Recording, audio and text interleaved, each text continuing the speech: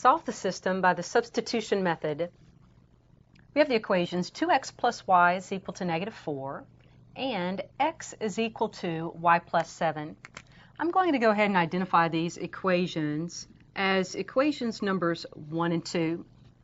Now if we use the substitution method, the system is set up perfectly for that because in equation 2 we already have x solved for. X is equal to y plus 7. Therefore, we can take this value from equation 2 and substitute it in for x in equation 1. So equation 1 becomes 2 times, in place of x, we'll substitute y plus 7 plus y is equal to negative 4. And again, that was equation 1. Now let's solve this for y. Multiplying, we get a 2y plus 14 plus y is equal to negative 4.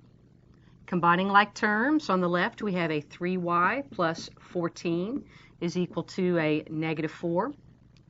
Subtracting 14 from both sides gives 3y is equal to a negative 18, or y is equal to negative 6.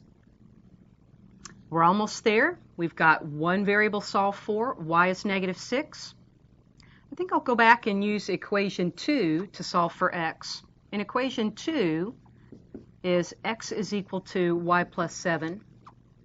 Therefore, x is equal to a negative 6 plus 7, or 1. So let's say then that the solution set is x is equal to 1, y is equal to negative 6.